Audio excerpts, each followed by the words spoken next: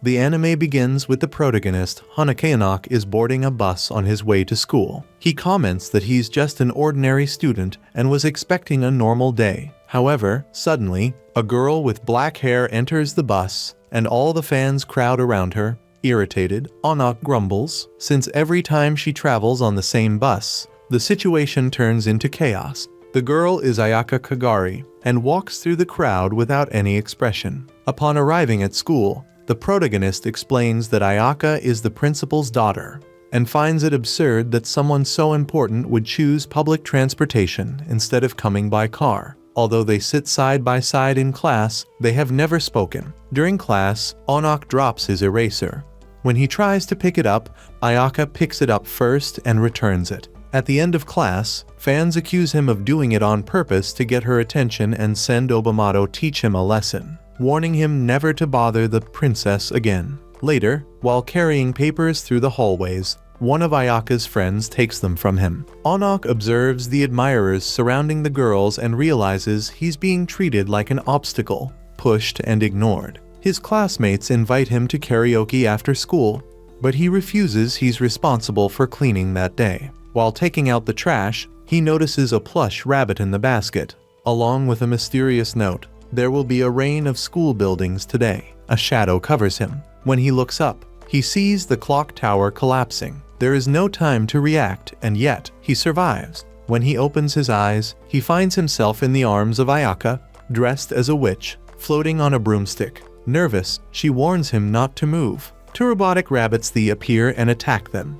but Ayaka unleashes powerful bursts of fire and destroys them. To her surprise, the enemies rise again in flames and attack once more. Ayaka pulls him close and shoots more flames, but the rabbits persist. Suddenly, a girl with animal ears calling Honoka to run away. He believes she is Ayaka's friend and runs to her, but falls into an ambush. Dozens of armed rabbits surround him. One of them, with only one eye, raises an axe and tries to decapitate him. Confused, Honoka believes he is dreaming. Ayaka emerges from the fire and incinerates the creatures. The protagonist reprimands her, saying she didn't need to risk her life to save him. Even so, he admits that she is beautiful, even in dreams. Ayaka, serious, says it's not a dream.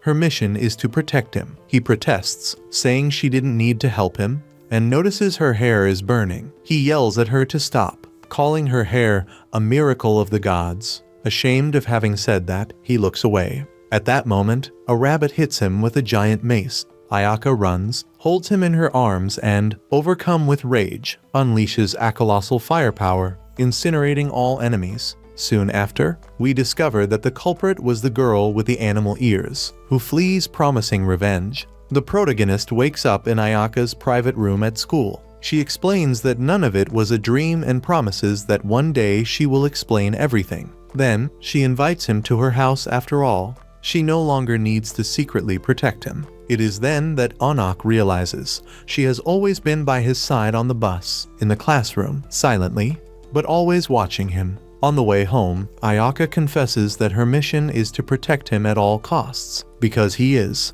Your master Honoka doesn't understand anything, not even why she's calling him that. Princess Kamala recounts that, after that day, they never spoke again.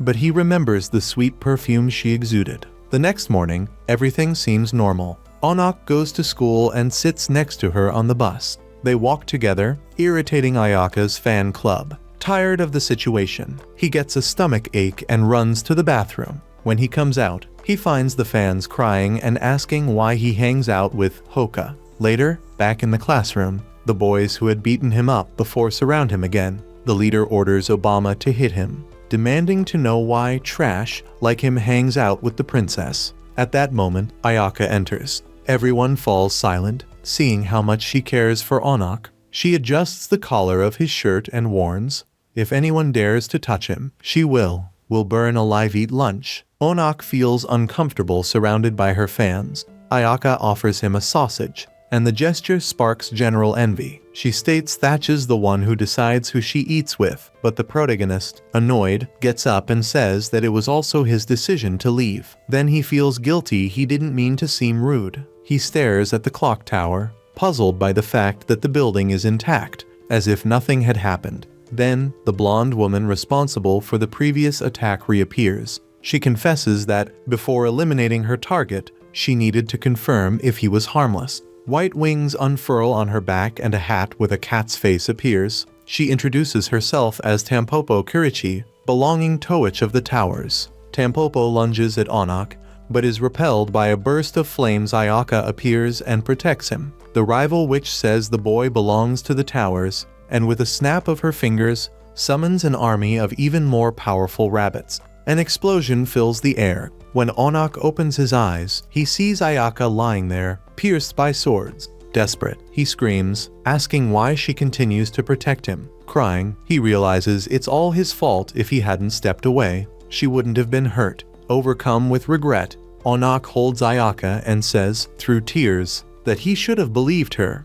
no matter what happened. At that moment, she calmly asks if he will also leave at lunchtime the next day, just as he did today. The protagonist, not quite understanding, replies that she doesn't intend to do that, but says he wants to help her by calling an ambulance. She, however, explains that her body is made of fire, and that he doesn't need to worry, as she will soon put an end to everything. Then, she asks him to close his eyes. As soon as he obeys, an intense explosion takes over the place, destroying the army. Soon after, she moves away, carrying the protagonist in her arms. Upon reaching Kirishi, she says she will burn along with the others. Before he has time to attack her, the girl manages to escape, carried away by one of her mechanical rabbits. Later, Ja asks the protagonist to open his eyes. He is amazed to see that she has returned to normal and thinks that the girls are truly a mystery. Back home, the protagonist apologizes for what happened during lunch and thanks her for the sausage she gave him. The next day, the teacher announces that new exchange students will be arriving. Kirishi enters accompanied by his companions from the towers, and they all begin to introduce themselves. The protagonist feels a chill upon seeing them, while Ayaka comments that, although it seems obvious, all those girls are witches. In the following days, upon arriving at school, the protagonist finds it strange that his teacher is not on the bus. He wonders if something bad happened. As he doubts she simply overslept, he decides to search for her throughout the school. But upon entering one of the classrooms, he finds Ayaka with the witches tied up, burning them with a firearm. She reveals that she cast a spell to make him faint and explains that she is torturing them because he had mentioned that they could be dangerous. Overcome with guilt, the protagonist asks her to put out the fire immediately. Shortly after, an enraged Kirishi yells at Ayaka, saying she only wanted to attend school in peace. She also reprimands the protagonist for training his own wife. Confused, he asks the real reason they are pursuing him, and Kirishi reveals that what they want is the white substance inside his body. At that point in the story, this becomes disturbing to hear. At that moment, Mime Minoa appears on the roof and kidnaps the protagonist without delay, also freeing her companions to face the fire witch. Ayaka, however, bursts through the wall with a gigantic explosion. The other witches are easily defeated, and when they approach Mei, the girl's white cat bites the protagonist, releasing a violent flame. Then, Ayaka holds him, but when she goes to face the witch, she instantly explodes. Outside, the rabbits retreat, aware that they cannot defeat her. When the protagonist awakens, he is once again in Ayaka's private room. He notices that the wound on his neck has disappeared, but is surprised to see her wearing a scarf surrounded by small floating creatures that resemble cats. Ayaka expresses concern about the witches in the towers, who continue to attack him day after day. Then, he understands that the scarf serves to hide the wound she received because of him. Feeling responsible, the protagonist promises that he will not allow them to continue hurting her. To avoid being a burden, he decides to propose that she accept him as an apprentice. Elsewhere in the story, two girls are sitting in a restaurant next to two curious creatures, one with the body of a crocodile and the other resembling a doll with an enormous head. They have recently been summoned and are reunited after about 130 years. The young woman with copper-colored hair, named Crenoir, comments that, even though they are not friends, they have fought side by side in other times. Kasana, however, shows complete disinterest. While playing with her fork, Crenoir forms a strange figure and declares that, sooner or later, war will begin. The next day, Ayaka calls the protagonist and invites him out. while waiting for her in front of a shop. He thinks she's the prettiest girl in school. He's surprised when she arrives still in her uniform and asks why she's wearing it. She replies that she stopped by the school earlier and came straight from there. Walking together down an alley, she explains that she's a workshop witch, a type of witch responsible for building places where humans gather and form cities. They oversee these places to ensure that no one uses magic with malicious intentions. There are also the so-called tower witches, who use their powers for selfish purposes and spread chaos throughout the world. The reason for their destructive actions remains a mystery, as they don't care about the consequences or the lives they destroy. Ayaka confesses that if the protagonist were to fall into the hands of these witches, the world would be in danger. She says that humanity would be exterminated and that the earth could even explode. Later, they enter the same maid cafe as before. One of the employees informs Ayaka that Crenoir and Cassane were there that morning and comments that the number of witches of the towers has been increasing. Worried, Ayaka asks if something is happening in the city. In the middle of the conversation, she shows discomfort with the waitress, who, before leaving, whispers to the protagonist to take care of the princess. Later, while Ayaka is shopping at a mall, the protagonist waits for her outside with several bags. Suddenly, another group of witches appears to kidnap him. Ayaka transforms and launches a fire attack, but he still finds time to save a little girl who was nearby. Realizing they won't be able to capture him, the witches retreat. On the way back, Ayaka recognizes his vulnerability and accepts his proposal, asking if he truly wants to become her apprentice. She explains that she intends to teach him magic so he can protect himself and adds that this will only end when the boss of the towers is defeated. The protagonist remains silent for a moment and asks why she didn't use magic against him, perhaps trapping him somewhere. Ayaka simply pats his head and says it's nothing to worry about. Then, she asks if he studied for the test the next day,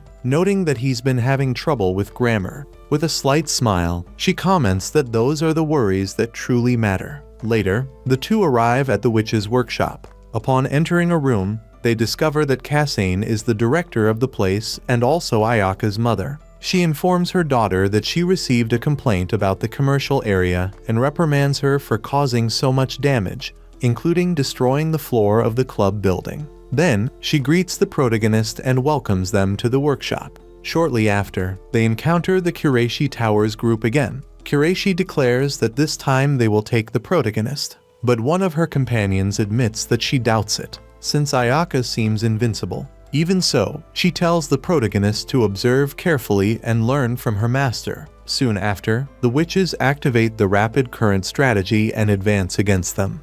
But Ayaka spins her broom and unleashes a powerful explosion, launching the enemies into the air. After that, they proceed to the school. Upon arriving, the protagonist opens the small basement and is greeted by a barrage of hate mail sent by the princess's fan club. Next, they enter the classroom, where Ayaka hands him a stack of books, saying that studying is part of the training. As she approaches, her face is very close to his, and the protagonist, blushing, thinks she has a sweet perfume. Around them, several girls watch the scene angrily, wishing he would disappear. During dinner, the physical education teacher suggests that the students form pairs to play tennis. The protagonist is paired with the princess, and during the matches, it becomes clear that she is the one scoring all the points. The boy in green clothes, who seems not to know how to play, approaches to adjust his posture, which only increases the fury of his classmates. At the end of class, the protagonist is completely exhausted and feels the weight of the hateful stares of the entire class. Later, they board a bus, but soon realize that Chrono has prepared a trap. Accompanied by the crocodile, she uses magic to control the vehicle. She casts a spell that paralyzes Yaka and presses a button that makes the princess explode. But the explosion doesn't hurt her in the slightest. The protagonist tries to intervene to stop Chrono from continuing, but she coldly stares at him and explains that trying to kill her is pointless, as it's impossible. She approaches and stabs him in the stomach. At that moment, it becomes clear that to hurt her, it's necessary to attack the protagonist, since Ayaka is her guardian. He shows no injuries, but Ayaka falls bleeding to the ground. Crenoir reveals that this is called damage transfer. a spell that causes any injury he suffers to be directed against her, working only when they are close. Soon after, the crocodile grabs the protagonist from behind, lifting him into the air. Crownoir warns that if Ayaka doesn't remain silent, she will die. He states that this is the price of the contract she made, as she promised to serve him and sacrifice herself for him. Ayaka, with difficulty, admits she doesn't remember the past well, but feels a strong bond between them. Crownoir comments that if the protagonist wants to save her, he needs to grant her more magical power using a certain object. At that moment, the white woman inside him emerges and offers him a pill capable of releasing his power, although he knows that if he is captured by the witches in the towers, humanity will be destroyed. Even so, the woman brings the pill to her lips, planning to kiss him, but Ayaka creates a dense cloud of green smoke to separate them. She, however, is too weak and falls to the ground. Touching his face, she says that, for a moment, she will become something she is not, and asks him to close his eyes. The protagonist, in tears, asks if there's any other way to help her, and Ayaka replies that all he thinks about is her. Soon after, her hair changes color, and she pierces a Crownoir's body with a cross-shaped rod before falling. Before disappearing, the girl says that her true beauty has been revealed and laments not being able to play with her creatures anymore. Then, she is consumed by flames. Without a scene change, the protagonist wakes up at the bus stop and, desperate, shouts to the man in green that Ayaka is unconscious in the street. He carries her inside and lets her rest, taking the candy-shaped pill Crownoir gave him from his pocket. He decides to keep it in his room. The next day, he meets Ayaka for his first magic lesson. He feels uncomfortable in the witch's outfit, but she comments that it looks great on him and starts taking pictures. Later, she asks him to jump as high as he can. When he jumps, he ends up falling into her arms and, embarrassed, asks her to carry him as she always does. He then lifts her in his arms and thinks about how light she is. However, Ayaka laughs and says that he is still too slow and didn't understand the hint. Elsewhere in the story, the Towers group and the Stars group argue about who will get the protagonist. Kureishi shows irritation upon discovering that the Estrella group also transferred to the school. She also complains about the lack of respect from one of them for arriving riding a llama. Meanwhile, magic training continues. During broom summoning classes, the students show up for physical education, forcing them to change locations. In the new space, Ayaka shows him that by wearing the invisibility cloak, he is only visible to those who also have one. She then asks if he is afraid of heights and, without waiting for an answer, grabs him and takes him flying through the skies. Up there, he explains that this will be his first flying training until he gets his own broom. Later, upon returning to school, the protagonist observes a group of bullies assaulting a girl. He comments that he needs to intervene, but Ayaka replies that she doesn't get involved in human affairs, as her mission is to protect the city from evil witches. Even so, the protagonist decides to help and, gathering courage, attempts to summon the broom. He succeeds, but falls immediately afterward, unable to control it. As he plummets, Ayaka shouts that the broom is like a servant, and, following this thought, he manages to stabilize his flight before hitting the ground. Next, the protagonist charges at high speed towards the aggressors, but ends up colliding with them and falling. As they get up, the bullies mock his clothes and plan to beat him up, but someone intervenes and causes an explosion that stops the fight. The scene shifts to two guards watching over a monolith where Medusa, the leader of the towers, is imprisoned. They comment that the creature is extremely dangerous and needs to remain in maximum confinement. One of them, absent-mindedly, says that taking care of her is easy, but is soon startled to see her smile and show her snake tongue. In an instant, she breaks the seal that held her captive. It then becomes clear that Medusa has escaped from the maximum security prison. Meanwhile, the Towers group gathers in a cafe, discussing the best way to capture the protagonist. Crownoir appears and asks if she can join the conversation, stating that she also belongs to the group. It becomes clear that she survived the fire from the last battle.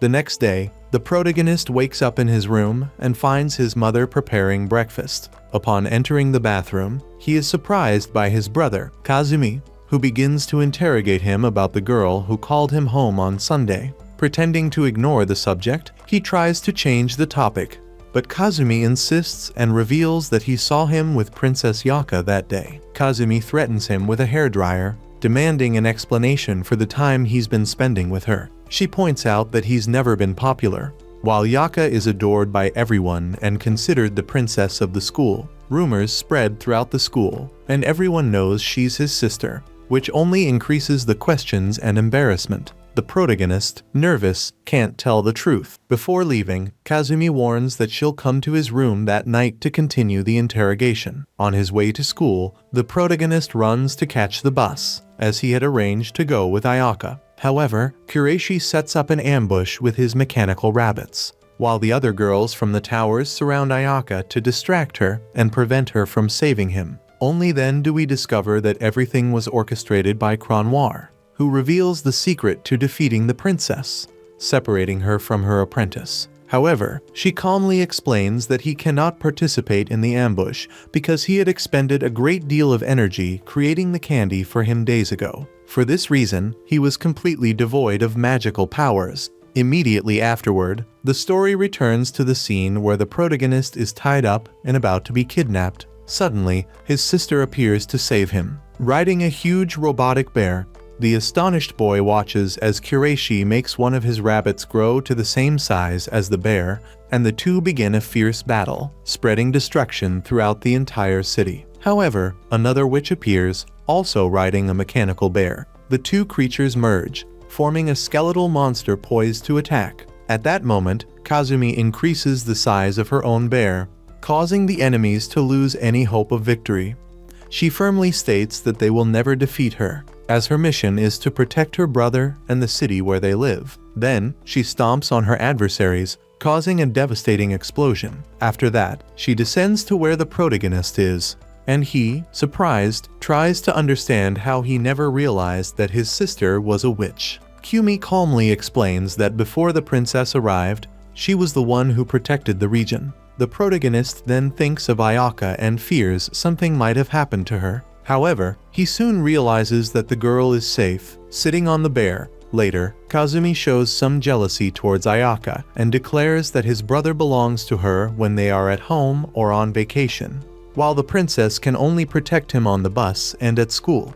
Ayaka, however, completely ignores the warning, approaches the protagonist, caresses his face, and announces that, from that moment on, she will protect him day and night. The revelation leaves the boy and Akemi completely speechless, as it meant that, from that night on, they would live together under the same roof. In a scene change, director Kasane receives news that Medusa has escaped from prison. She reflects that the situation is dangerous, since even imprisoned, Medusa still commanded the Taurus group. Now that she is free, her threat is even greater. Later, the protagonist's mother asks Ja to take good care of her son, which causes great embarrassment for both him and Kazumi. Later, he reveals that he already knew the princess was destined to be his bride. He recounts that it all began a long time ago, when she studied with Kasane. At that time, everyone called Ayaka's mother Dragon Tooth. He explains that the two were very close and even promised to marry,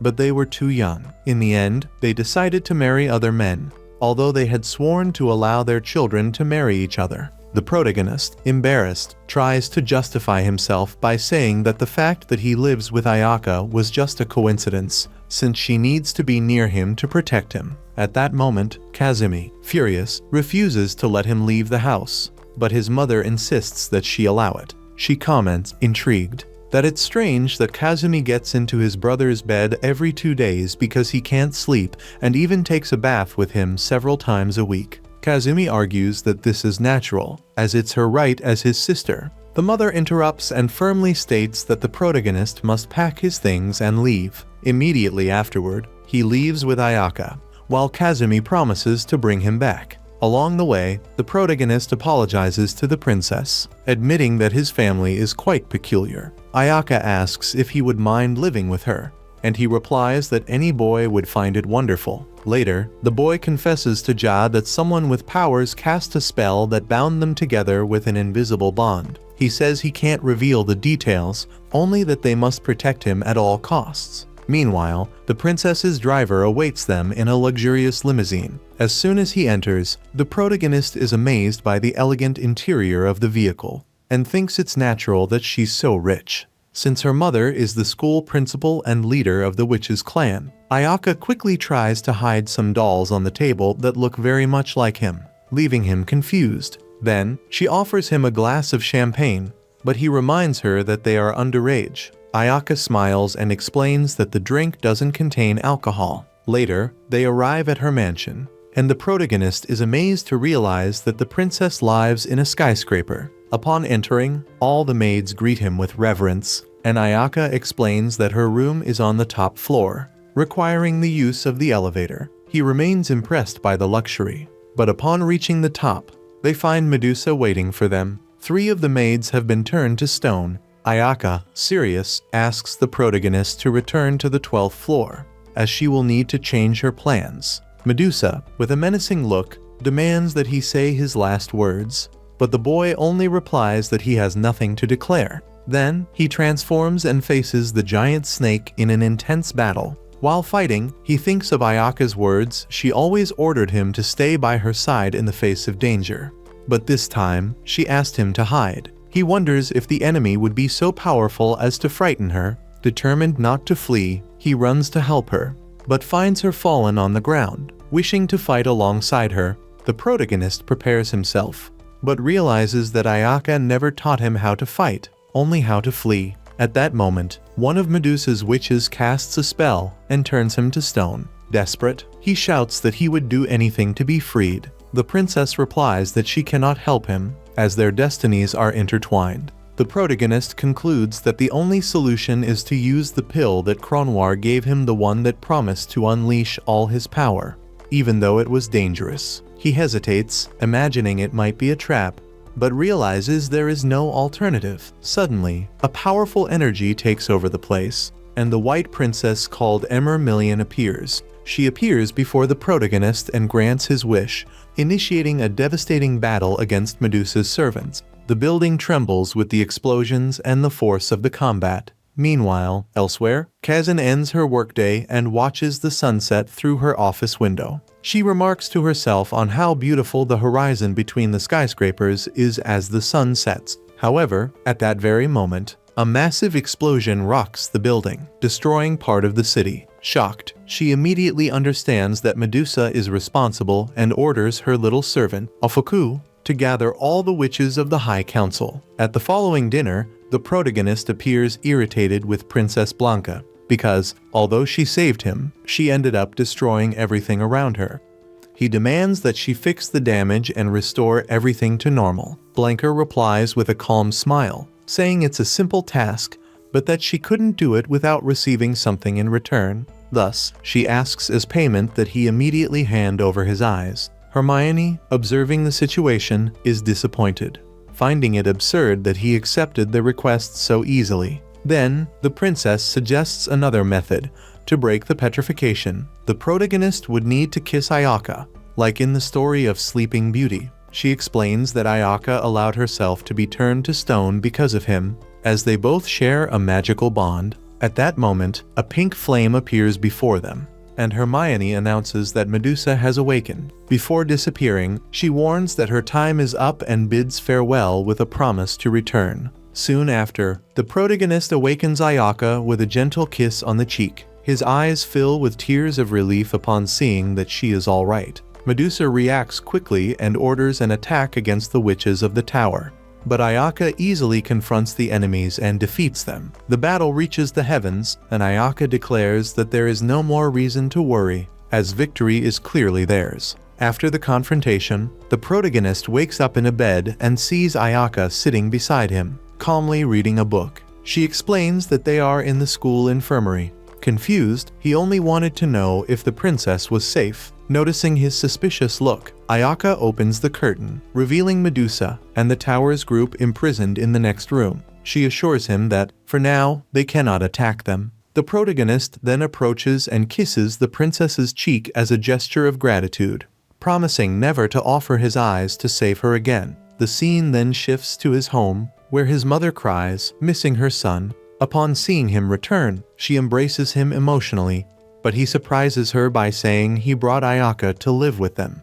Embarrassed, the mother admits that the house is simple compared to the princess's mansion, but assures him it will be a pleasure to welcome her. The next day, Kazumi returns after spending the night helping the witches at the workshop repair the damage in the city. She is in a good mood, believing she will no longer have to share a home with her brother, since Ayaka's mansion has been destroyed. However, upon entering his room, she finds the princess lying next to the protagonist. Furious, Kazumi confronts her mother for allowing Ayaka to move into their house. The screams are so loud that the woman faints and falls to the floor. Desperate, Kazumi apologizes and, reluctantly, accepts the princess's presence in her home. In another scene change, the student council president explodes in anger upon realizing that the school's fan club did nothing to stop the protagonist. Asuki tries to explain that he didn't intervene because Ayaka warned them not to approach, but the furious president takes her anger out on Professor Mikage. She yells that if he doesn't resolve the situation, he will be immediately dismissed from his position as advisor. Meanwhile, the protagonist and Ayaka are in a separate room, where she explains the true meaning of being called the princess of the school. She says she was chosen by the students to represent them because she is the most beautiful, intelligent, and admired. The princess's role, according to her, is to safeguard order and the image of the institution. Then, she makes it clear that he is interfering with the students' rights and demands that he stay away from her. Ayaka, however, reassures him, saying that no one can separate them. At that moment, Mikage creates a magical Scylla, and before Ayaka can react, the vial explodes, transporting the teacher and the protagonist to a parallel world. There, Mikage explains that he needed that isolation to talk to him without interruptions, because if he didn't resolve the situation, he would be expelled from the school. He reveals that, by swallowing the spherical candy, the protagonist broke one of the seals and ended up summoning Princess Blanca. He also says that the director now considers him a danger, but hasn't acted against him yet. Then, Mikage confesses his connection to Medusa, explaining that, if it weren't for the princess, that world would already be dominated by her. Finally, the professor makes an unexpected proposal, that the protagonist become a prince, promising to protect him from any threat. However, Ayaka appears, breaking the illusion. She bursts into the space above them and drives several magical stakes into Mikage's back, ending the conversation. Back in reality, she asks if the protagonist is alright, and he simply nods, stunned by everything that happened. Walking together down the corridor, Ayaka comments that Mikage is nothing more than a pervert trying to manipulate others. The protagonist notices she's changing direction and asks where they're going. Ayaka replies that she needs him to make an announcement.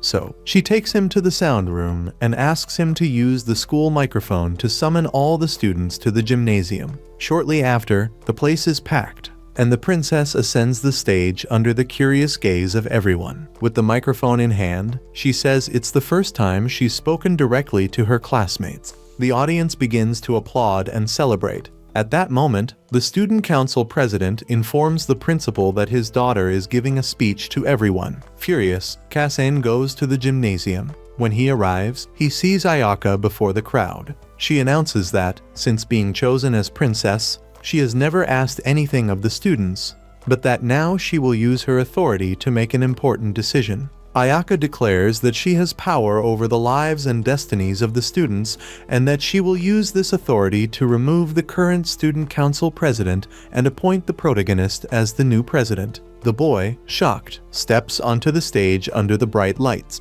Ayaka introduces him as the ideal choice, and her mother, moved, cries tears of joy. The real reason for the decision, however, is to ensure that no one dares to contradict or threaten the protagonist. Later, before the council, he asks only for a chance, saying that he should be judged by his actions, not by rumors. He states that if he fails as president, he will accept being removed from office. He only wants to prove that Kazumi is capable of following his own path when he finishes his studies. From afar, Kazumi observes them with binoculars, consumed by jealousy. Determined to reaffirm her bond with her brother, she plans something unthinkable. In a stuffed animal shop, while Ayaka is distracted, Kazumi orders her kidnapping teddy bear to attack. The toy launches tranquilizer darts, instantly causing the princess to fall asleep. She then takes her brother with her, saying that Ayaka will be fine, but will sleep for several days. Later, the two flee aboard a makeshift plane, built from pieces of the house. During the flight, Kazumi explains that she intends to start a new life in another city, where no one knows them, so they can live together. The protagonist tries to make her understand the danger, reminding her that she carries 5 seals inside her and that wherever she goes, this could put her at risk. At that moment, the sky lights up. The princess appears riding a huge dragon, furious. From above, it begins to unleash destructive rays, devastating the city. The plane is hit, and both fall in freefall. Ayaka grabs the protagonist to avoid the impact, but Kazumi, desperate, turns her face and plummets through a stained glass window, shattering it into 1,000 pieces. Even injured, she pulls him out and tries to take him home. Finally, the scene changes and the protagonist wakes up in his bed. The first thing he does is sit up quickly and ask, his heart racing, where his sister is. Ayaka told him that Kazumi was with Alyssa, sleeping in her room. He, with an air of regret, apologized on behalf of his sister for everything that had happened, but soon admitted that he now admired Kazumi even more, because she was the one who had taught him the true value of the bond between siblings. Therefore, he declared that he wanted the protagonist to start calling her his older sister. After insisting a lot on this request, Ayaka ended up getting tired and fell asleep on her own bed. However, the rest didn't last, because at that moment they received a call from Kasane, saying that she needed to talk to her daughter and also to Kumi. She explained that she was already on her way home. Upon hearing this, the protagonist's mother woke up suddenly, very angry. Immediately afterward, Mrs. Kamachi gathered the protagonist and Kumi in the living room, revealing a secret she had kept all her life. Before marrying his father, she had had a relationship that resulted in the birth of a child. She explained that she had kept this fact a secret for years, but now she could no longer hide it, as the man who had been caring for the girl was no longer able to continue. From that day on, her older sister would live with them. With that, she introduced the newest member of the family, and that's when Princess Ayaka entered. The protagonist, startled, woke up suddenly and realized it was all just a nightmare. Sometime later, as he crossed the kitchen, he saw Ayaka preparing breakfast. The aroma made him stop. The food looked irresistibly delicious. The princess calmly commented that they were alone at home, since her brother and mother had left early with Kasane. While they ate, Kureishi was noticed peeking at the two through the window, curious about the scene. When they finished eating, the protagonist asked why Ayaka was wearing her school uniform, since it was the weekend. She explained that all her clothes had been destroyed in the building explosion. Then, the princess looked at him with a slight smile and wanted to know why he was also in uniform. He replied, somewhat embarrassed, that he had ended up sleeping with it the previous night. At that moment, he couldn't help but think how surreal it was to be washing dishes next to the princess. As a big fan of temach, a typical Indian dish, he found himself reflecting that perhaps this was what real girls did at home, an idea that left him even more confused. Shortly after, a flashback revealed that Ayaka was keeping Medusa and the Towers group hidden in her room. The girls, visibly irritated, complained about the situation, but Medusa knew she had no choice. After being defeated, she had no choice but to obey her rival's orders. It was essential that the protagonist not discover they were inside the house. The snake woman accepted this because she shared the same goals as Ayaka. Both knew the truth about Princess Blanca, about M. Hermilio, and about the 5 seals linked to the protagonist. Another flashback showed what had happened the previous night. While Medusa slept, the witches took the opportunity to leave the room and attack the protagonist. But Ayaka stayed by his side all night, watching to ensure nothing happened. Meanwhile, the protagonist's mother received a visit from Kasane, and the two spent the night drinking and reminiscing about the times when they had been a couple. The hours dragged on, and the princess didn't sleep a wink. Because of this, the witches had no chance to act. After breakfast, Ayaka began tutoring the protagonist. If he didn't improve his grades, he wouldn't be able to get into the same university as her. When they were at the university, it started to rain, and the two ran to gather their clothes. Soon after, his mother, Kumi, and Kasane arrived. The princess, worried, asked him to come closer. warning him that he might catch a cold. While he was drying himself with a towel, he suddenly came face to face with the witches taking a bath. They tied him up and left almost naked, leaving him completely stunned. Upon seeing Kasane, the protagonist reacted instinctively, knocking down Kamachi and Kazumi with a single blow to prevent them from interfering. When he tried to reach him, Ayaka stepped in his way. The headmistress, not understanding why her daughter was defending the witches, joined forces with Medusa and began a battle against her own daughter. Kasane, desperate, begged the protagonist to order Ayaka to stop, as she only obeyed him. The boy, confused and not understanding what was happening, ended up fainting. In this state, he had a vision of the past in which he saw Ayaka making a pact with Medusa just to protect him. As soon as he woke up, he witnessed the princess and Medusa transforming, merging into a single entity. Hermione, the headmistress, couldn't understand why her daughter had allied herself with that creature. The two began to fight furiously. Now endowed with the power to turn to stone, Ayaka touched her mother, who was completely petrified. Even so, the princess apologized and said she didn't want her to interfere with her plans, but as she turned around, she was struck in the back by her mother, who accused her of naivete for thinking that a touch would be enough to defeat her. Hermione explained to her daughter that she was no longer invincible, as the pact with Medusa had tainted her magic. The headmistress, who rejected any impurity, had cut off her magical supply. The protagonist, observing the scene, thought he needed to do something to help her, so, using his powers, he managed to switch bodies with Ayaka. However, at that very moment, the headmistress punched him in the face, causing him to faint once again. When he regained consciousness, he was in a torture chamber next to the princess. Ayaka explained that they had been captured after losing the battle against his mother. Ayaka, surprised, praised the fact that the protagonist had used his powers to try to help her. Even knowing the risks, she confessed that she feared the entire house would be destroyed, but that she had cast an ingenious spell to prevent it. It was then that she revealed the whole truth about the pact with Medusa. She explained that the only reason her mother was able to protect the school was because no seal had been broken. But when the protagonist ingested the pill, the seal broke automatically, preventing the headmistress from continuing to protect them. Faced with this, Ayaka decided to make a contract with Medusa and the Towers group, guaranteeing that they would keep the secret from her mother. However, it was too late. They were probably all being interrogated. The princess stroked the protagonist's face and said, in a soft voice, that he possessed a hidden power coveted by all witches.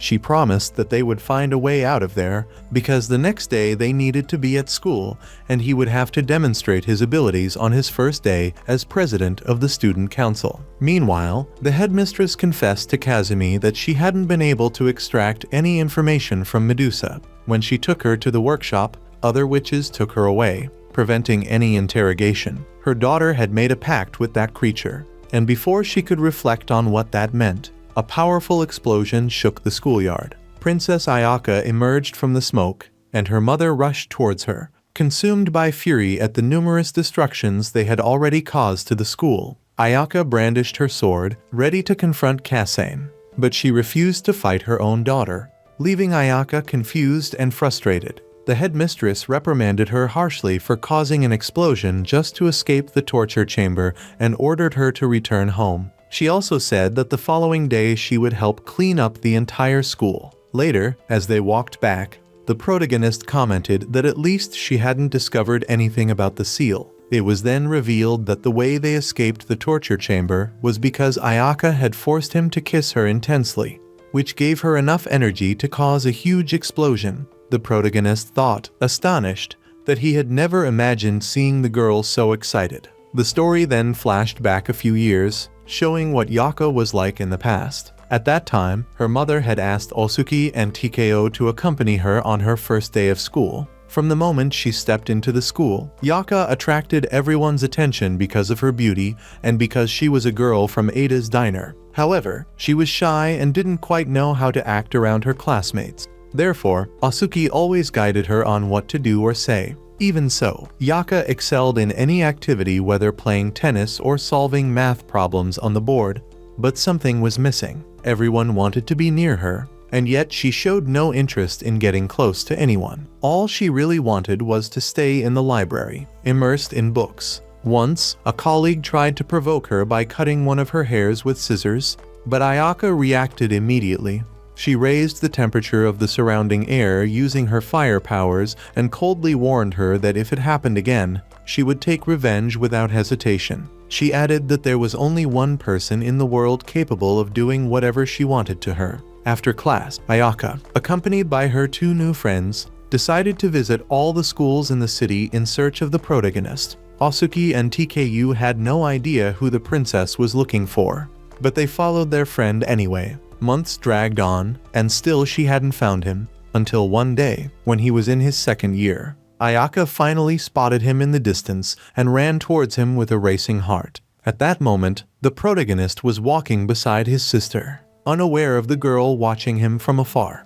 The princess felt a pang in her chest, disappointed that he hadn't noticed her, but still satisfied to have finally found him again. Back in the present, she slept peacefully beside him. Shortly after, she got up and went to her room. When the sun rose, she returned to wake him, opening the curtains all at once. The protagonist commented that he had had a very strange dream, and at that moment, it is implied that everything we saw before was a real memory of past events. Later, we discover that Mrs. Kamachi had taken the witches into her home, even preparing meals for them. At this point, Ayaka warns the protagonist that if the remaining seals are broken, his life will be in serious danger. Therefore, it would be necessary to check his physical condition every day. Just then, Kumi enters the room and is confronted with an embarrassing scene.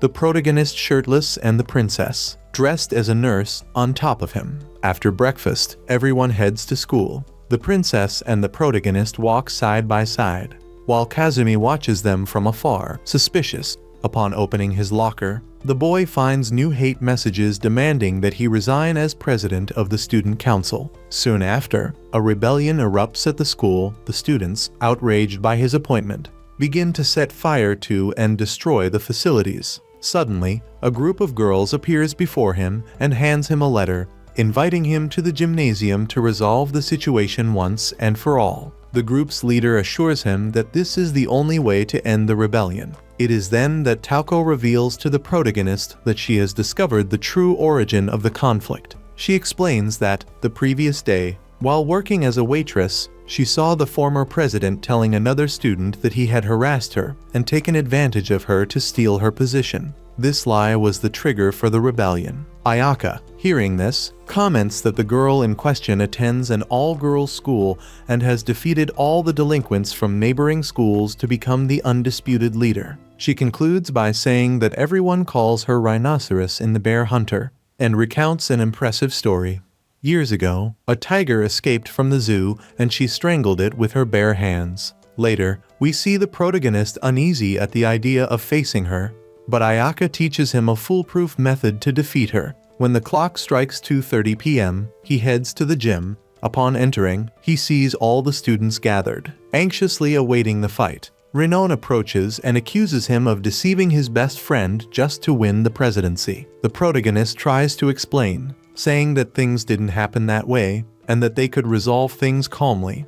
But she doesn't listen and launches an attack, unleashing a series of rapid blows. He can barely react, but then he remembers the technique Ayaka taught him. Concentrating, he unleashes his power and leaps at her, ready to retaliate. However, at the last moment, he decides to stop. The gym lights suddenly go out, and the tower's group appears, removing Rinon from the area. At that moment, the princess emerges and, with a flaming kick, throws her opponent far away, instantly knocking her out. When the lights come back on, all the students look at the protagonist, believing he was responsible for the victory, as they cannot see the witches who are covered by invisibility cloaks. In the following days, the protagonist narrates that Rinon discovered the whole truth and realized she had been manipulated by the former president. Thus, he ended up becoming the school hero, known as the boy who defeated the bear hunter. Soon after, we see the girl who accused him, a friend of Suk and TKO, regretting what she did.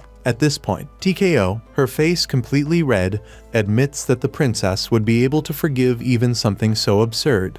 Next, Ayaka decides to train the protagonist in combat, She gets very close to him, making him completely nervous. He yells at her to back away, saying that he can't concentrate like that. The princess laughs and explains that she only wanted to gauge his power level. Then, she summons a fire-breathing animal and makes it attack him. She asks him to summon his own familiar, but the protagonist doesn't know how. The creature hits him hard, throwing him to the ground. Ayaka helps him up, and he decides to fight the beast until he manages to stop it. When the training ends, she announces that's enough for today. Even so, he complains, annoyed, saying that she protects him too much and doesn't let him learn on his own. Ayaka replies that to become stronger, one must endure some injuries. Taking this seriously, she decides to become a more demanding teacher and throws him from the top of the building to force him to unleash his full power. As he plummets, he hears her voice telling him to think of a powerful image.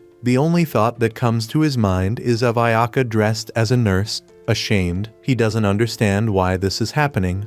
But the method works. He manages to save himself before hitting the ground. Soon after, exhausted, he faints, leaning against the princess's chest. In another scene, director Kazan observes a magical portal when Rinon suddenly appears. The girl says that a messenger which sent her with urgent news, the workshop leader has taken everyone in the city hostage.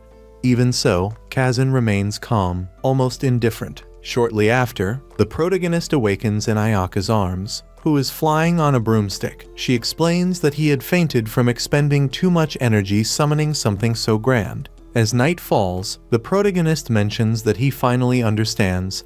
The fight against the bear hunter was her plan. Ayaka needed to increase his popularity at school, and therefore had asked the former president for help in organizing everything. However, when the confrontation began, she realized that Rinon was completely unaware of the plan and was forced to intervene. Later, the Towers group appears, happily having lunch at the protagonist's house, praising the food prepared by his mother. After that, they go to Ayaka and promise that they will do their best to do well on the day's exams. Meanwhile, the headmistress is figuring out how to deactivate the magic portal, realizing it's actually a bomb capable of destroying the entire city in seconds. At that moment, Wyken appears, the witch responsible for controlling the explosion switch. Kazan tries to negotiate with her, begging her to stop the catastrophe. But Wyken is amused by the headmistress's despair and, with a smile, activates the switch. In an instant, multiple explosions engulf the city. Buildings collapse, the ground shakes, and people flee in panic. The students rush out of the school, trying to escape. Inside one of the classrooms, the protagonist and Ayaka struggle to find a way out when a massive column of fire erupts from the floor, forcing them to evacuate immediately. The protagonist still didn't understand what was happening, but Ayaka managed to tell him, in a firm voice, that an evil witch was behind it all. Soon after, they both traversed a series of underground tunnels beneath the school and ended up in a kind of Roman-looking arena. Kumi suddenly appeared and ran to hug the protagonist tightly, relieved to find him. But they weren't alone. Rinon was there, accompanied by the other witches. She approached and greeted him, saying that she had decided to forget what had happened days before and that she was happy to see him again. The girls introduced him to Tsume, the leader of the 5 witches in charge of protecting the city. Then they also introduced Tori, a young woman with a peculiar appearance and ears resembling those of an animal. The protagonist's sister commented that Tori wasn't very sociable, but she had a kind heart. At that moment, Kazumi explained that she was the 6th witch and that her role was to save the city when the protagonist was in danger. However, before they could say anything more, Natsume drew her weapon and fired 4 shots at him. Ayaka's reaction was immediate. She struck the aggressor in the face and also knocked Rinon down. However, due to his injuries, the protagonist was teleported to safety and ended up fainting. At that moment, Kazumi tried to intervene and asked what the witches planned to do with her brother, but Rinon struck her in the neck, knocking her unconscious. Then, the bear hunter apologized for being so rude and stated that it was necessary to keep him imprisoned for a while. Later, she led them down a dark path through the underground dungeons. Rinon wanted more details, but the other simply said she couldn't reveal anything yet, promising to explain everything as soon as she finished what she needed to do. They locked him in a room and, before leaving, the huntress warned that if he tried to escape, he would end up getting a beating. Inside the room, The protagonist reflected that if the witches in the workshop had locked him in, it was because he must be the true target of the evil witches. Therefore, he couldn't allow them to capture him. They were probably hiding until it was all over. Shortly after, the princess regained consciousness, feeling embarrassed for not having noticed the girl's betrayal. Ayaka explained to him that the situation was as it was because her mother's protection had disappeared, which meant she had probably already been defeated. At that moment, a small teddy bear fell from the ceiling, projecting a message from the villain. Before the creature finished speaking, the princess destroyed it, stating that she already knew exactly what the enemy was going to say. However, the explosion caused by the impact opened a large hole in the wall, allowing them to escape. During their escape, Ayaka told the protagonist that, from that moment on, they could no longer use magic. They walked for over 2 hours searching for an unprotected exit and finally found a passage that skirted the mountains behind the school. Upon exiting, the protagonist was shocked to see that the city was completely devastated and engulfed in flames. Next, the narrative shifts to the witches in the workshop who were trying to find a way to restore the magical barrier, since its destruction had left them unable to use their powers. Natsume commented that only a witch of immense power would be able to restore the barrier. Meanwhile, chaos reigned in the streets. The protagonist and Ayaka helped carry medical supplies and tend to the wounded witches during the attack. Amidst this, he showed anguish at the thought that his mother was still at home at the time of the destruction. However, Ayaka assured him that Mrs. Kamachi was safe, as were all the other villagers. He ended up crying, feeling responsible for everything that had happened. But the princess said he didn't need to blame himself, as no one had died. She added that if they continued doing what they needed to do, no one would be in danger. As they walked through the ruined city, Ayaka commented that once the contract was restored, the buildings would be rebuilt on their own. Shortly after, they entered an underground passage and followed a narrow cliff face. It was then that the protagonist misstepped and fell into the void. The princess jumped after him, wrapping her arms around him mid-fall, and together they landed on a sandy area. Embarrassed, he apologized, but she replied that, anyway, they needed to go down there. Later, Wyken appeared in another part of the city, revealing that he had captured several witches from the workshop and placed bombs on them. His plan was simple: force them to bring the protagonist to him, no matter the cost, or else he would detonate the explosives and kill them. Meanwhile, Director Kazan was locked away in a secluded spot, distracting herself by making small sculptures. She murmured that it wasn't bad to get away from work once in a while, and that she was praying that the protagonist and his daughter were safe. Elsewhere, Ayaka and the protagonist were traversing a cave when Gibraltar, a witch capable of manipulating rocks, appeared before them. Even without being able to use magic, she advanced quickly, running along the stone walls, and struck the princess in the face, burying her under the rubble. The protagonist was speechless, surprised by her strength. But Ayaka stood up and revealed that, since childhood, her mother had forced her to fight stronger opponents without the aid of spells. After overcoming the obstacle, the two arrived at the sacred grounds of the workshop, located in the heart of the city. There, Ayaka explained that they had come to that place to make a contract with the city and restore the lost harmony. Meanwhile, the other witches gathered with Wyken to fulfill their agreement to bring the protagonist to him. However, he was not present, which enraged the villain. On the verge of destroying all the witches, Renan tried to negotiate, asking for more time. Wyken refused, saying they only had 12 minutes left to achieve their goal. Otherwise, he would detonate the bombs one by one. During this tense situation, Kazumi observed everything alongside the tower's group. They decided to help, on the condition that they could continue staying at Kirich's house, and agreed that each defused bomb would equal a month of free rent. At that moment, an idea came to Kazumi's mind, and he immediately ran towards the school. Time was running out, and, in the midst of despair, the protagonist plunged into the sacred water, determined to change everyone's fate. After signing a temporary contract, Ayaka and the protagonist managed to regain the use of their magic. Soon after, they realized the counter had reached 0, and Kirashi and the others jumped forward to protect their companions. Encouraged by the recovery of their powers, they charged together against Wyken.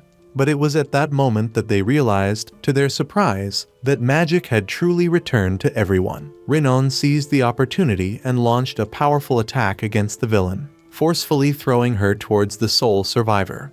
Unable to react, Wyken noticed that the protagonist had made a contract with the city and, with a grim smile, commented that things had become much more interesting. After the fight, the protagonist was completely exhausted and fell asleep. When he woke up, Ayaka told him that he had slept for more than 3 hours and that he could rest until dawn, since it was still early. However, he got up determined, stating that it was no time to be idle and that, even weakened, he needed to return to the workshop as soon as possible. Later, Rinon and Natsume took Wyken to imprison her in the dungeons. The bear hunter commented that she had sent TKU to check on the princess and the protagonist, while Kazumi's group continued searching the school for any danger. When they were alone, Rinon warned the prisoner not to try anything strange, as the handcuffs and Zelda crystals were completely magic-proof. Wyken, however, laughed scornfully and said that they were just naive girls, inexperienced in real battles. Immediately afterward, she took off her coat and revealed that she was covered in grenades strapped to her body. In a swift movement, she pulled all the pins, and a gigantic explosion shook the school, echoing through all the corridors. Even injured, she removed the handcuffs and limped to the hallway, where a janitor handed her a new coat. The witch yelled at the protagonist that she would kill all his friends, causing him to feel a terrible headache as he realized, through a mental connection, that Rinon and Natsume were in danger. Wyken used telepathy to show him that several bombs were detonating inside the workshop, spreading panic among the witches. It was then that the protagonist gathered all the courage he had left and began to unleash his power. At the same time, Kazumi and the Towers group faced a rare member of the enemy organization, named Nayat, a strange name that, they said, meant nothing. Meanwhile, elsewhere, Cronwar tortured Gibraltar with the help of his crocodile, Sebas, trying to extract from her the exact location of his superior. In parallel, Ayaka prevented the protagonist from fully unleashing his power, fearing he would seriously injure himself. She made him faint and vowed, in her thoughts, that she would finish the job herself. Later, the protagonist awoke in Ayaka's house, now in ruins. There, he began to have visions of past events, memories he had forgotten. In one of these flashbacks, he was in a classroom, observing his young mother being teased and mocked. When his classmates crossed the line, Kasane reacted furiously, attacking them and destroying part of the classroom. At that moment, the young Komachi, enchanted by his strength, approached him and asked to become his friend. Time passed, and the protagonist remembered when he spent a few days at Kasane's house. Before leaving, his mother had asked him to be polite and obey all orders. One night, he overheard Yana telling Kasane that she had found the person she was looking for and asked her to become the school principal so she could put her in the same class as him. Then, the scene changed completely, and the protagonist found himself in a parallel world.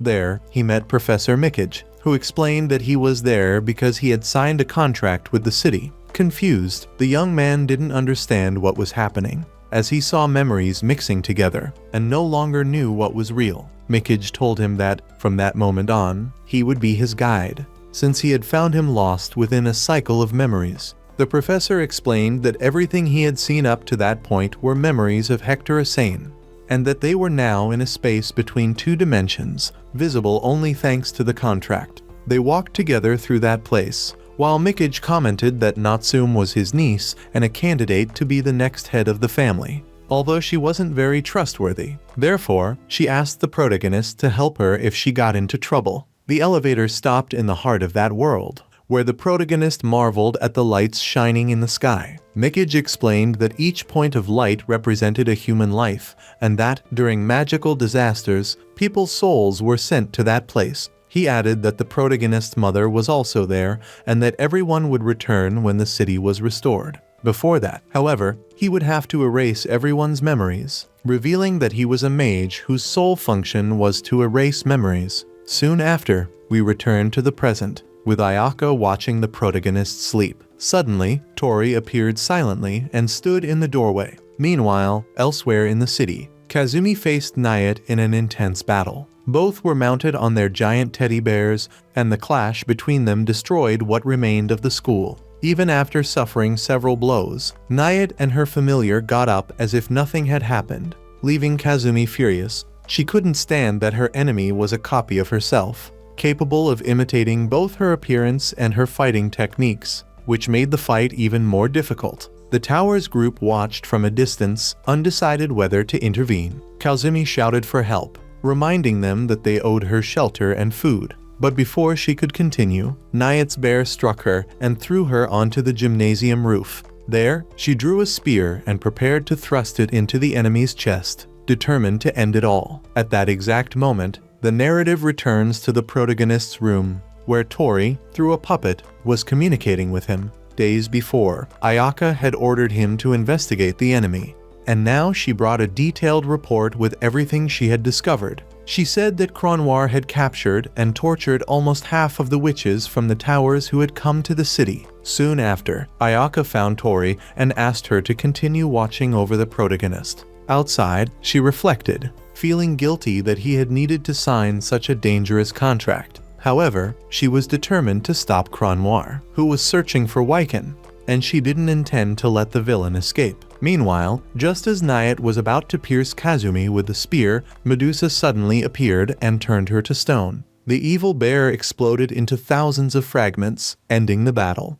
Medusa approached the other witches and reprimanded them for standing by and watching without intervening. She said she had been too lenient during their training, and that, therefore, they would live with her for a while until they became stronger. Shortly after, the girls ran away, as they were being chased by two witches from the workshop who were trying to capture them. In another scene, Ayaka flew over the ruined city and landed atop a temple. There, she encountered Wyken, who was surprised by how quickly the princess had discovered her hiding place. As soon as he saw her, the villain attacked with his sword, but she blocked the blows by throwing bombs in response. While the battle raged on, we returned to the dream world, where the protagonist met Professor Mikage again. He revealed that he was responsible for erasing all the memories he shared with the princess. The young man was shaken to hear something so important said in such a cold manner, as if nothing mattered. However, before he could react, a witch began throwing bombs at him, surprising even Mikage himself, who couldn't believe the enemy had invaded that space. Back at the temple, Ayaka continued fighting Wyken, but without managing to injure her, since with each attempt, a new explosion prevented her from advancing. Despite numerous attempts, the princess finally manages to wound the villain. At that moment, Wyken recalls the moment he imprisoned her mother and mentions that his daughter is still alive, also stating that Ayaka was his best student and his most perfect creation. It becomes clear then that, before leaving, the only way for the princess to gain more power was by merging her body with the protagonists inside the room. She apologized for doing this while he slept, but admitted that there was no other alternative. Soon, the scene shows the princess removing his clothes and beginning to remove her own as well. Even so, no matter how hard she tries, it is impossible to defeat the enemy. Wyken, furious, summons gigantic creatures, preparing for the second phase of the confrontation. At this moment, in a scene change, Professor Mikage decides to awaken the protagonist, since he is the main target of the witches and was in great danger if he remained in the dream world. Before waking him, the professor warns him that he will feel a slight shock. Startled, the protagonist wakes up abruptly and realizes, embarrassed, that he is completely naked. Without hesitation, he demands that Tori take him to the princess as soon as possible. Shortly after, as they approach the temple, Wyken activates an extremely powerful bomb, far stronger than any previous one. The protagonist recognizes the location and runs desperately towards it. After the devastating explosion, the villain admits that the princess was a difficult opponent to face. The boy finds her among the rubble and asks her to use her own power to contain her, stating that if she doesn't, many lives will be lost. He transfers all his energy to her, and the princess promises to defeat her. Then, she transforms, steps on Wyken's head, and pins it to the ground. She orders him to hand over the bomb's detonator,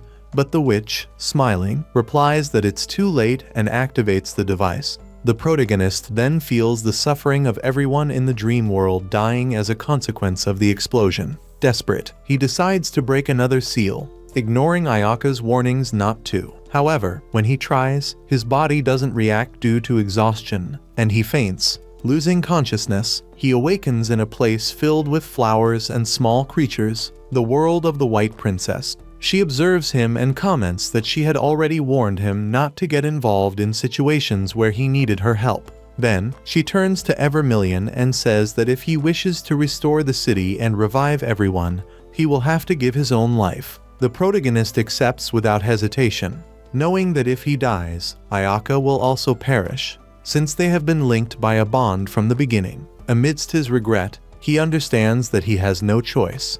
He must save everyone, even at the cost of himself. Then, he loudly cries out, "Evermillion," asking her to grant him the power, which surprises the princess. The city begins to rebuild itself before everyone's eyes, as if nothing had happened. Ayaka runs to the protagonist and hugs him, begging him to stop. But he apologizes and explains that he made a pact, trading his life for everyone else's, including hers. In tears, he admits that she is also part of this sacrifice. The princess wraps her arms around him and states that she cannot live without him. Therefore, any decision he makes will also be hers. Even so, she refuses to let him die. At that moment, she looks to the sky and summons Vermilion, asking that her life be used in place of the protagonist's. Immediately, her transformation fades and she collapses to the ground, unconscious, without vital signs. As the young man approaches to help her, Wiccan emerges from the shadows and stabs him in the back with a dagger, whispering in his ear that now he can join his beloved in the afterlife. Even wounded, he pulls out the blade and lunges at her, knocking her down. However, exhausted, he deliberately misses, declaring that, even if he is wounded as many times as necessary, he will not give up protecting the one before him. His energies are completely depleted, and he faints. Wiccan then gets up and apologizes for attacking him, saying she hopes to see him recovered for their next meeting. She orders one of her followers to tend to the wound on the young man's back. Upon leaving the church, Wiccan encounters Cranoir accompanied by her reptile partner. He greets her ironically, saying he has finally found the bomb girl he's been searching for so long. Meanwhile, Aori enters the temple and sees the protagonist holding Yaka in his arms. Sadly, he informs everyone that the princess has passed away. A sequence then shows the restored city, where no one seems to remember what happened. Wiccan and Cranoir walk side by side down the street until, suddenly, they decide to settle their differences by fighting in front of everyone. Back at the temple, Professor Mikage speaks to the protagonist through the puppet. He explains that there is a way to bring Yaka back to life and asks her to draw a magic circle on the ground, placing the princess in the center. The girl, disappointed, comments that she expected something grander. The professor then shows her all the witches from the towers that he had captured and tortured for so long. At that moment, we perceive Wiccan's regret, who admits to having failed even after years of planning. Soon, we return to the temple, where Princess M's resurrection is about to occur. Cage reads the instructions and explains that the process will be simple. Just make a small cut on her finger and then kiss her. The protagonist blushes and feels embarrassed, but decides to try, remembering that when she turned to stone, the same method worked. So, he slowly approaches and, instead of kissing her lips, chooses to touch his lips to her forehead. The professor, controlling the puppet, tries to force him to kiss her for real, but the act becomes unnecessary, as the princess awakens on her own. Soon after, Cassane arrives at the place where Cranoir is holding Wiccan prisoner. The headmistress reveals that, from the beginning, she could have escaped the cell, but preferred to watch the young people fight on their own. She then asks Cranoir to hand over the witch, assuring her that she will receive the punishment she deserves. Wiccan, however, does not surrender and assumes a new form, initiating another duel with Sane. As in the old days, after an intense battle, the headmistress emerges victorious. Shortly after, we discover the true reason why the protagonist and Ayaka are still alive, even though they made a life or death contract. As a child, he inserted a secret clause into the pact. If Ayaka were in danger, he would release her from the bond. Evermillion notes that he should never have included this promise. Furthermore, the agreement for his own life was nullified because his wish was used to save the city. Later, Professor Mikage warns him never to be so careless with his life again. He then states that it's time to wake up, as the princess awaits him. The protagonist opens his eyes and gets up, running to see how Ayaka is. Looking at her outside, he feels immense joy. Together, they walk to the school, and he comments that everything seems to have been just a dream. She replies that the city was saved thanks to him, and the boy affirms that nothing would have been possible without her help. He says he hopes they can live in peace forever, and the princess adds that she wants to remain by his side forever. Suddenly, the Towers group reappears, ready to challenge the princess and capture the protagonist. Without using any magic, Ayaka lifts Kureishi and Mani by their heads, terrifying the others. Finally, we see the protagonist smiling, and everything indicates that the city, as well as his life, has returned to normal. This is how the anime comes to an end.